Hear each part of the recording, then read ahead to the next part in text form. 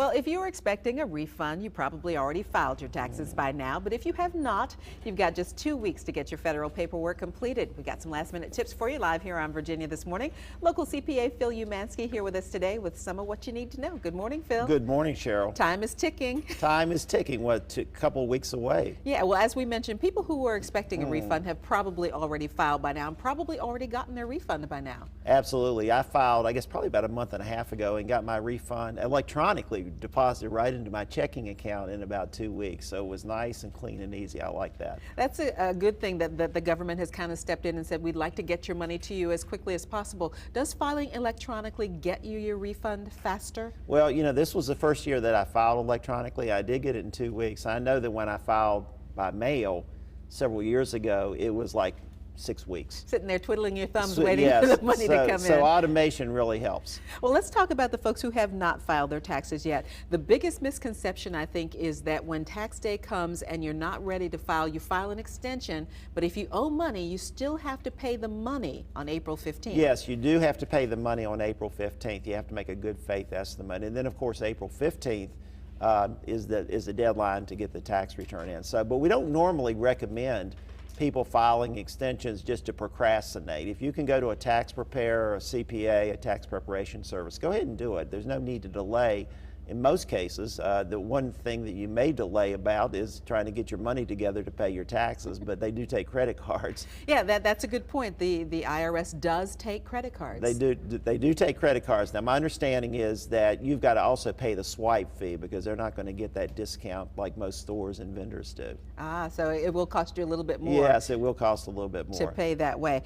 Let's talk about, you mentioned going maybe to a CPA or a tax preparer. Sometimes people do need a little professional help. Absolutely. There are several ways you can go. Obviously, if you like numbers and you can answer questions in an interview format, you can actually do it on your own with TurboTax or TaxCut, and many people that are good with numbers can do that. You don't necessarily have to be real good with the tax forms. Now, if you're like a lot of people that have a math phobia and adding 1 + 1 = 2 is a little bit difficult, you do have a range of services. You have the proprietary services like H&R Block and Jackson Hewitt, and they will do fairly easy to moderately complex returns.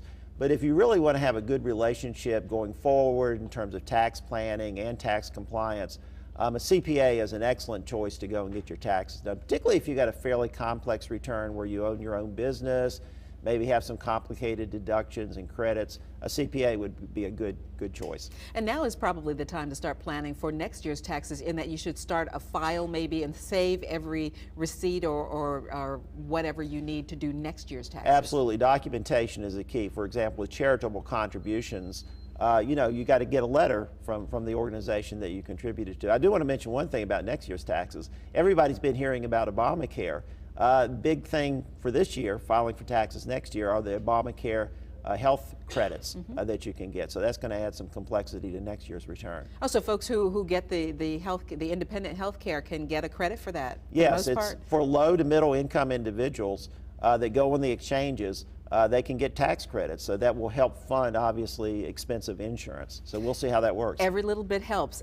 Absolutely. One of the biggest mistakes people make is a mistake on the form itself, either forgetting to sign it or don't put your social security number on. Any little mistake will hold that up and get it kicked back to you. Absolutely, and that's why it's important to plan in advance, because if you wait to the last minute and you're rushed, you may let a few things slide by.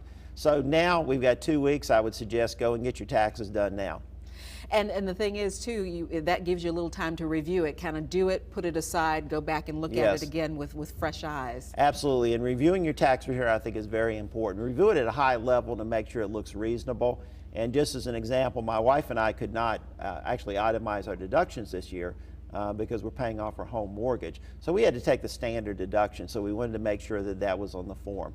As another example, if you got a big raise in 2013, you're going to expect to have more taxable income. So look at the reasonableness of the estimates. And take a look at some of the changes in your life, because things do change from year to year. Absolutely. You know, you can go from one filing status to another. The good thing about you know, having a professional do it or doing it online, you don't have to worry too much about computational errors, but it is very important to review it, and most importantly, just make sure the numbers look reasonable in light of any known changes that you may have in your situation. And take a look at it both ways, with a standard deduction and with the itemized deductions, and see which one works out to your advantage. And then the other thing is compare it to past years as well. And the biggest thing is April 15th, midnight is the deadline. Midnight is the deadline, and I know that the post office, they have all the radio stations and everything there, because a lot of people do wait to the last minute. But you know, there's some merit in not procrastinating. We had a series one time on this show about not procrastinating with your finances. I think taxes is probably the big thing that people procrastinate with. Thank you, Phil. We will not procrastinate. Some good advice today. Thanks for joining us here on Virginia This Morning. We'll be back here tomorrow morning at 9. Have a great day.